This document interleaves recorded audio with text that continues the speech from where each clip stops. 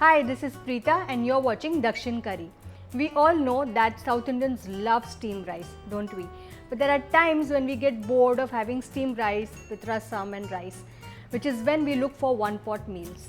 We have so many varieties of stir-fried rice, but today I'm going to be showing you a traditional favorite, which is Vangi Bhat. Let's see how to make it.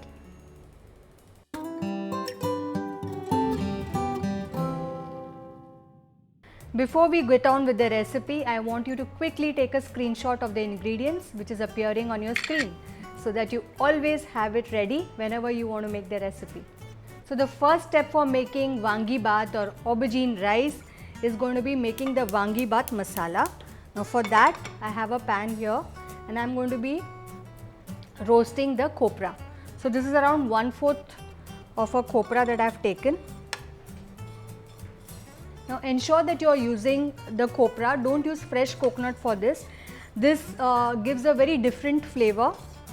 It also oozes out its essential oils, which is very important for this masala. So as you can see, it's starting to turn brown. At this stage I'm going to add sesame seeds and we'll toast this further. So now the kopra has turned nice and brown. I'm just going to remove this onto a plate. And then we'll continue roasting the rest of the ingredients. Now as you can see, I have dry roasted this kopra, obviously because it already has its own essential oil. But for the rest of the ingredients, I'll be using a little bit of groundnut oil. I'll be adding Chana Dal. We will add the Urad Dal. So I've used equal quantities of Chana Dal and Urad Dal. I'll also add very little fenugreek seeds in this. At this stage, I will add dhania seeds and I'm also going to add chilies. Now I'm using two varieties. I'm using the Guntur and the Byadki. So the chilies obviously are going to go depending on spicy taste that you like. I'm going to be using around 3 to 4 chilies. Along with this, we'll also add a little bit of cinnamon. And we'll also add some cloves. Remember that for Vangi Bhat, it's very important to use cinnamon and along with that cloves. Now I've also seen some recipes where they use cardamom, but this recipe uses cinnamon and cloves.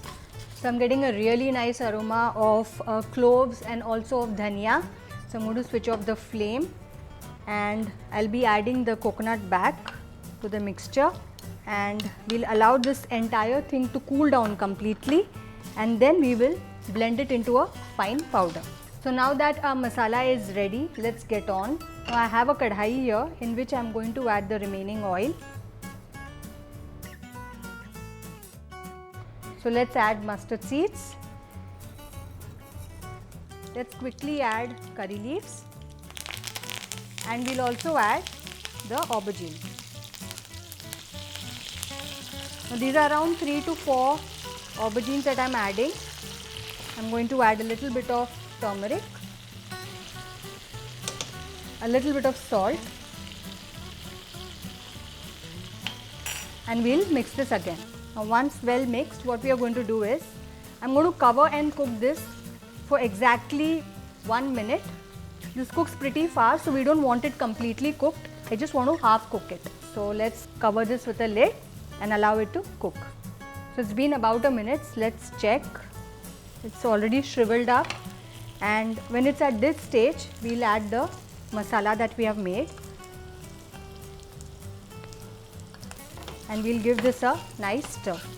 So when it is mixed like this, what we'll do is we'll again cover and cook this for another 30 seconds to a minute, roughly a minute. So it's been another minute or so. The aubergine is yet to be cooked completely, but at this stage we'll be adding our cooked rice to it and then completing the cooking process. So I'll be adding around 2 cups of rice. I'll also add salt as required. And we'll give this a nice mix. Nice. The color is absolutely pretty. You have to try this recipe. And a favorite way of having this is with bundi. So that's exactly what I'm going to do. So I'm going to garnish it with bundi just like my sister-in-law does. And my one pot meal is ready. I want you to try this recipe, and if you have liked watching this video, I'm looking forward to your comments. Do like, share and subscribe.